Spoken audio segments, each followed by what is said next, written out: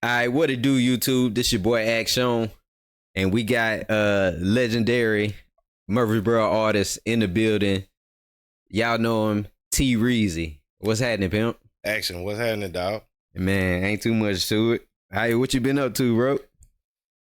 Working on these podcasts here lately, man. Got a podcast called Reezy Does It. You can find it on YouTube on the Trevor Jackson TV channel. I seen that. Yeah. Speaking of the Trevor Jackson TV channel, that's my homeboy Snake the Great. He live in Charlotte. He's from Knoxville. Just did a track with him called Brand New on his new album, Blessings. So check that out. I just you just sent me that. That's a hard joint for real though. That's why I told you we need to do the video. Appreciate that, man. You know, he in Charlotte though. What's that? Charlotte, North Carolina. Yeah. Man, I done shot for a dude up there named 04 Track. We just did one called Country Thug, and it just hit 1 million. So I've been dealing with some people up there. That's what's up. Yeah, I done shot like 2 or 3 for him.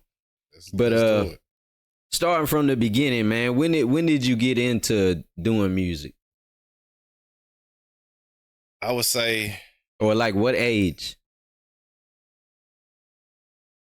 I was in my 20s, man. First time I ever went to the studio, dude from Third Ward, man, took me to the studio. We did a song called Tell Me Something. And that junk, it popped off, Murfreesboro, Lebanon, you know. Then I started recording my own music with Tim Hill.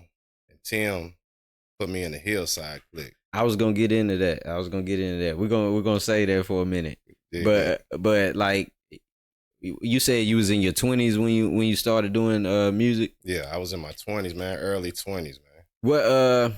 What was that moment when you said I want to be an artist that actually put you in that? Was it a studio session, a freestyle battle, the first time recording a song, or it's just something you always knew you wanted to do? No. The only reason I did it, man, is because Tim was my cousin. I knew I had access to him. And Tim's beat, that's half the battle won, you feel me? Right. So I knew if I could put together rhymes, I mean, you know, we had some chemistry, you feel me? So I knew once I recorded Lincolns and Llacs, and that jump was explicit. And Tim told me, he said, man. He called me back the next day. He said, you got to make this jump clean. For Tim to do that, I knew I was on it. So I said about right at that time. All right. Well, the Hillside clique is where the first group you was in, where it first started with the music? Yes. Okay. Boom. Let's watch this. You talking about that right there? Yes, sir. There you go. Yeah. So I got some cool stuff lined up for us, man. So what information can you give us that you may remember about the Hillside? Or like putting the album together, some of the sessions, or can you name the members? Yeah. So you had Tim, you had me, T Menace, Cell, 187 Blitz, PBC, K Fletch, Kai Hill. I forgot Cell was in Hillside. I see him now. Yeah, Cell hard, man. Cell was super hard on that jump. I forgot about that. That's crazy. 187 Blitz, T Menace. Mm-hmm. Yeah, that's wild. And Kai Hill's picture, Kai Hill, he goes by Broadway rapper on social media. So you might see him on Broadway actually playing the drums, freestyling. Now? Yeah, right now. He one of the dopest freestylers I ever seen. I remember one night, I was downtown, and I was walking with a young lady, and we saw Kai Hill, man, and he started freestyling, put my name in that junk. Kai Hill is one of the dopest freestylers I ever seen. Yeah. And that's a memorable moment. Like seeing Kai Hill in the booth at Tim's, man, I ain't never seen nothing like it in person. He reminded me of Pac, dog. I'm serious. So he didn't write, or it was just you mean the energy level? Straight off the dome. He's on that song. He's on the Reezy Waldy song on Fast Life. Okay. The first track. That's him rapping last. He didn't write shit, dog. He just went in the booth and laid it. That's wild. So so how was the sessions like that? Like how did y'all know who was gonna be on what songs and what song was gonna make the album and all of that. Let's start with, how did you know who was gonna be on what song? To be honest, man, we all were working on our individual projects. And what we did, Tim was producing all the tracks for everybody. So what we did, Tim chose the tracks that people were willing to give to put on the album, and that's how we did it. We rarely had a session just solely for a Hillside Click that I recall. I wasn't involved in them anyway because I was brought in late. I wasn't like one of the original Hillside Click members. So they was just recording. They was just recording. I mean, I can't speak on how it was before I got in, but right. But I know my tracks that was on the Hillside Click, So Jealous and Making It Bounce, those are actually on Fast Life as well. So I was just making my solo songs, and Tim thought those would be a good fit for the Hillside CD, especially after doing that So Jealous with me, him, and 187 Blitz. That's when he felt like I needed to be in that jump. So Hillside Click was more of like Tim Hill hand-picking certain artists and songs and putting it together. Pretty much. That's what's happening. All right, well, that leads into Fast Life. I did some research online. It said Fast Life came out in 2002. It actually came out in 2001 locally here in the Nashville area. But the distribution with Selecto Hits came in 2002. So that's why I say that online. Yeah, that's that John right there. Yeah, and that was In the Trunk Records. Was that independent label or your label? It was my label. It was independent. Yeah. Hey man, I gotta say, this CD cover at that time, this is like the Hot Boy era, right? Like they covers and stuff. Yes, so sir. When this came out in the city, this was one of the hardest graphics ever. And the people that's watching this that actually know what you're looking at, that's the old Simon Glenn store. That story, man. Yeah. If you don't know what that is, you ain't really, you know. Yeah. Yeah, appreciate that, man. Who did the who did the artwork? It was DJ Spade. Oh man. You remember him? Nah, did he do any other famous covers? Manor Graphics. It was called Manor Graphics, but he was a DJ. Okay. He did the first Block Boys cover. And he did a lot of other artists. Was it Block Back Boomin'? Block Back Boomin', yeah. He did that cover too. Ah man, I didn't know that. Yeah. I figured, Tone or Airtight had hands in on that. Or was that later on down the line? That was later. Airtight did my Slow Grind album, the next album, and he did the Block Boys second album, the Ghetto Hillbillies. Okay. All right. Were there any standout tracks on Fast Life? Lincoln and Llacs, right, was one of the biggest records off of that. Yeah, Lincolns and Llacs, man. Like it got radio play, dog. On 101 The Beat, 106.7, blazing 106.7 at the time. Yeah, that jump popped out pretty strong for me, man. That was like a regional hit, Yeah, wow. Lincolns and Llacs, Procrastinators, Reezy Wody, Riches.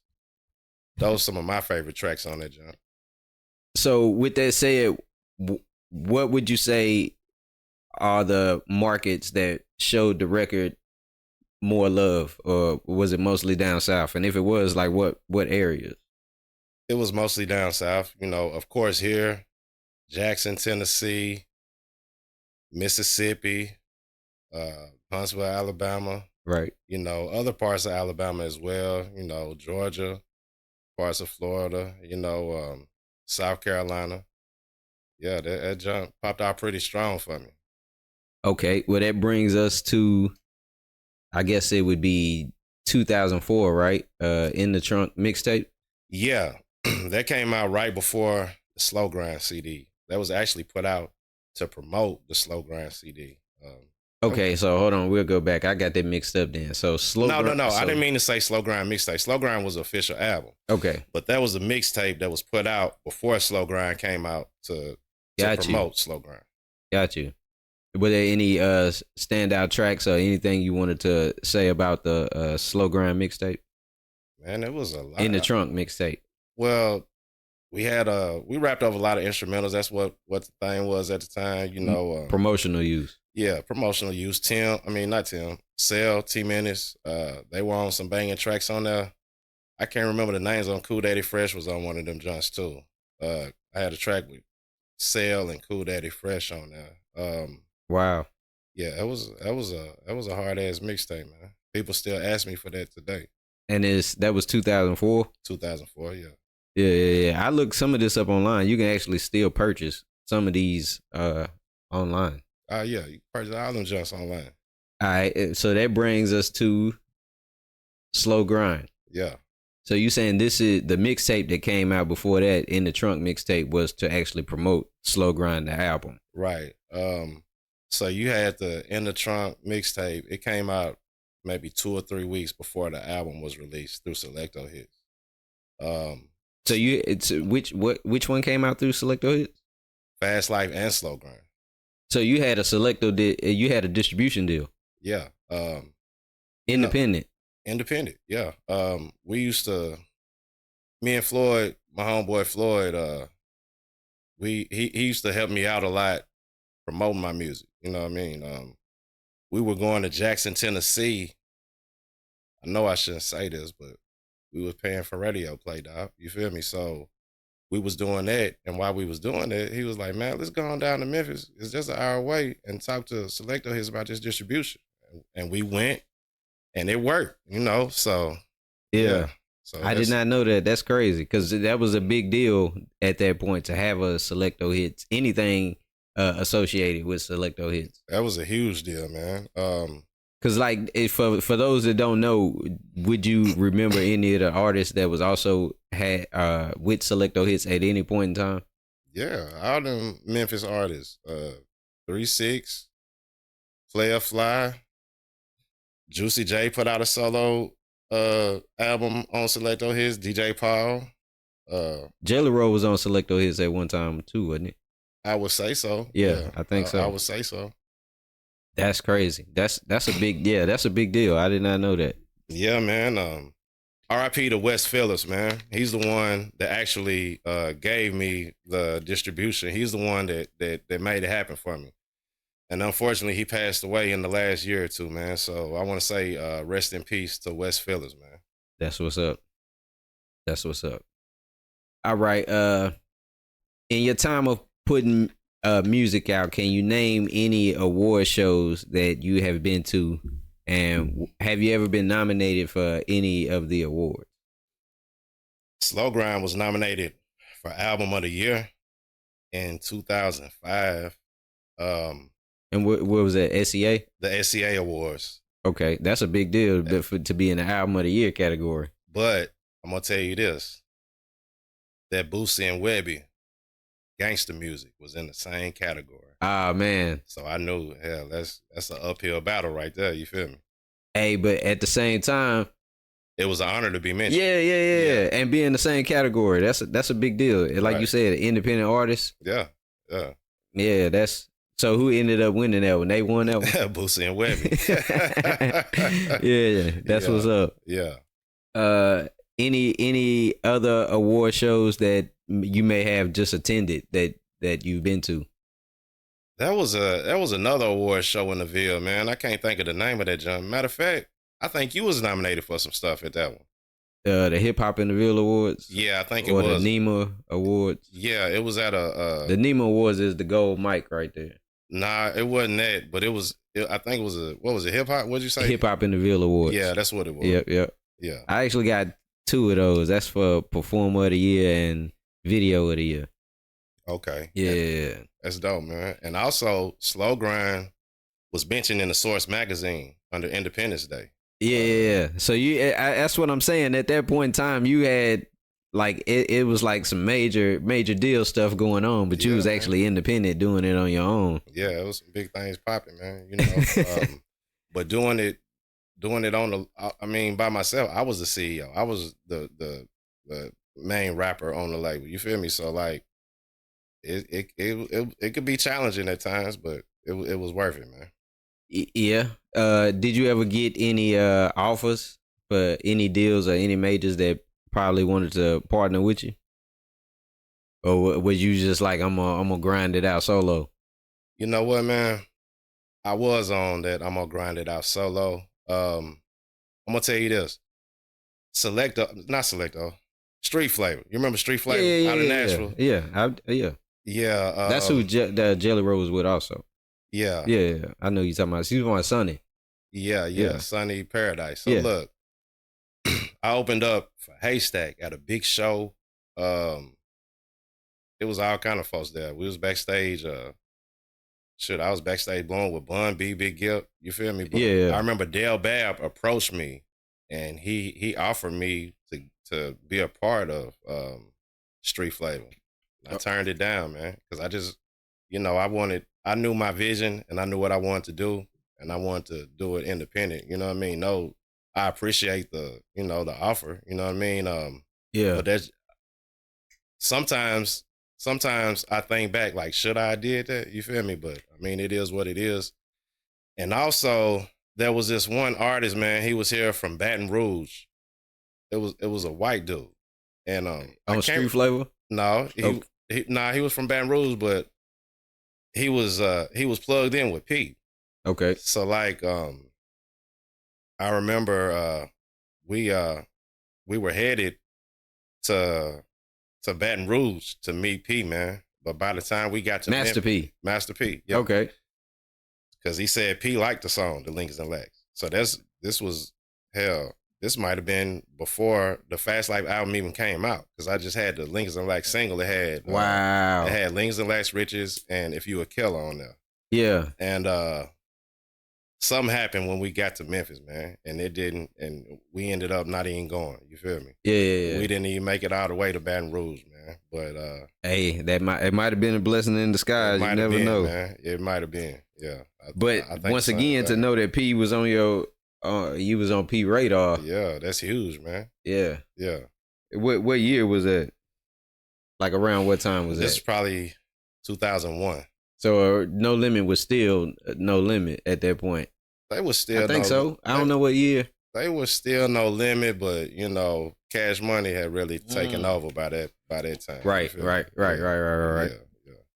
I have forgot all about that. Mm-hmm. So let's do this. If there was a Tennessee version of Versus, what 2 or 3 matchups would you like to see? Only Tennessee artists. Only Tennessee artists? Yeah. It don't matter old school, new school. You can match them how you want to. Independent, major. Okay. I would have to say 2 of my favorite acts from Tennessee. A-Ball and MJG versus 3-6 Mafia. Okay. That's one. Quanti Cash versus Pistol. That would be hard. That would be hard. Yeah. Yeah, give me one more if you can.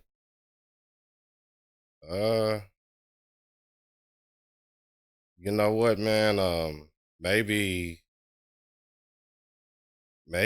Project Pat versus Yo Gotti. I don't know. Okay. Yeah. I mean, they both got them. Both got them ones though. Right. Both of them hard. Yeah, that would be dope. Mm-hmm. Okay, what is T Reezy's top 5 music influences? Top 5? Yeah.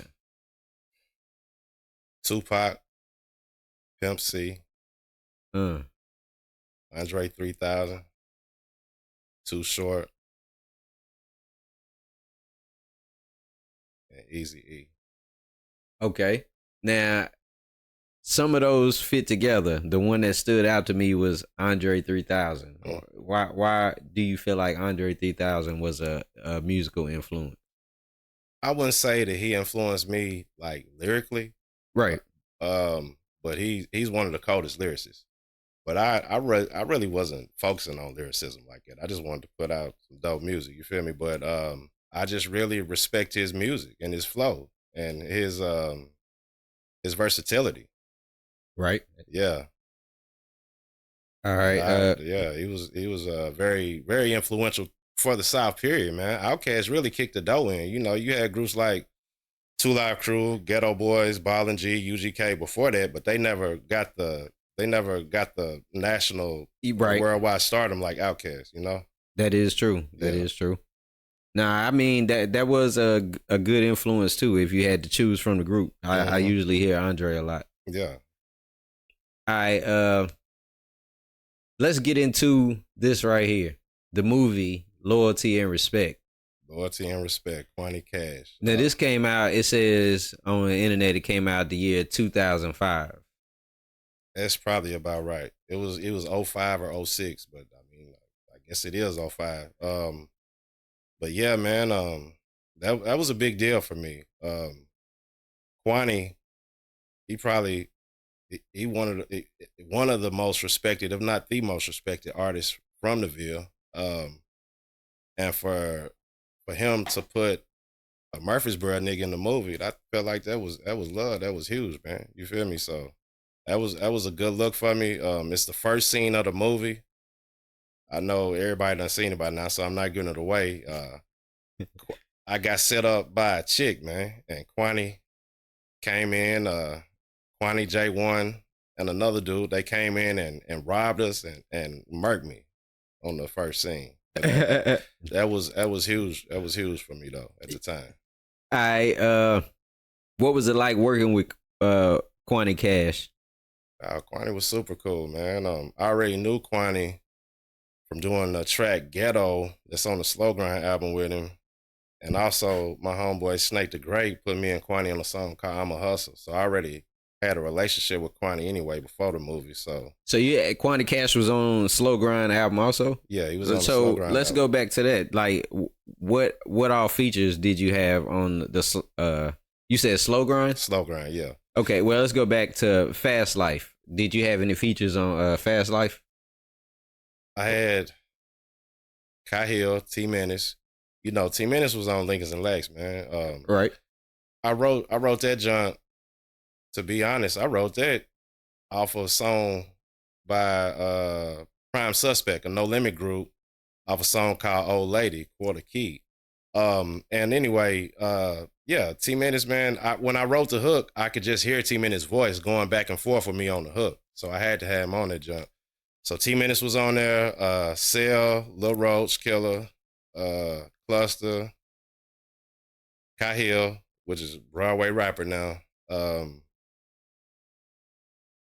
Preston, he was a singer affiliated with Hillside Click. He sung the hook for So Jealous. Hope I'm not leaving out nobody, man. But I believe that's... Hey, it's all good. If he is, y'all go look it up. Right. I believe that's about it. And leave them in the comments. And as far as Slow Grind, Quanti Cash, Roach Killer Slim, T Menace, Snake the Great, Charlie P, and Tim Hill was on both albums too, man. You had Charlie P on the album? Yeah, I had Charlie P on the album called Bread Before a Hoe. Me and Snake was on that joint, and Charlie P just happened to be in the borough. Yeah, I don't know what Charlie P was doing down here, but he told me, he called me and said, Reezy, come pick me up. I'm in Third Ward. And I came, picked him up, and took the nigga to the studio, and we made that song, man. So, that fast? Yeah. Man, what you also mentioned, you mentioned one of the Block Boys on the first album and two on the second album. What is it like? What was it like working with the Block Boys, and did they influence you any? Working with the Block Boys was dope, man. And shout out to Dirty Tony as well. We did a project called the 615 Villains, man. And he was on that, on a song called It Don't Matter and Stuff Another Vega. Yeah, but Roach and Slim was on a song called See a Hoe. And Roach was on Is You the One. Both of those were on the Slow Grind. Did they have anything out at that time?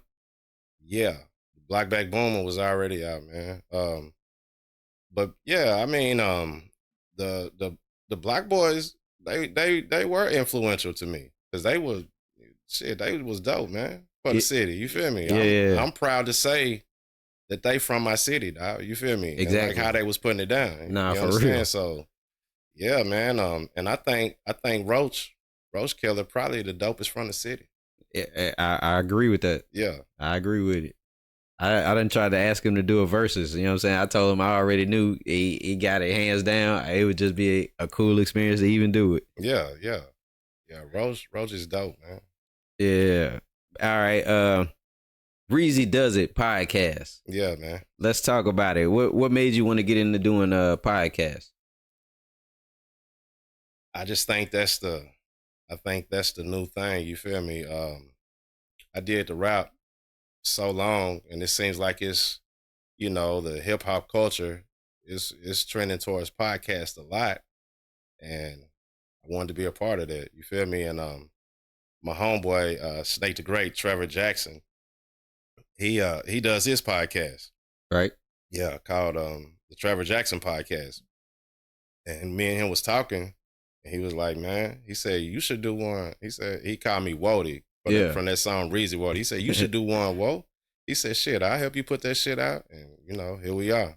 Yeah, I seen it. He had it on his page. So y'all kind of partner, and he just put him out, basically distributes them through his YouTube. Yeah. So with that said, what is the difference in putting out music versus putting out a podcast, since you've done both? Well, a lot of times putting out podcasts like ESPN first take, you got to get that jump right. You feel me? Start all over again. But,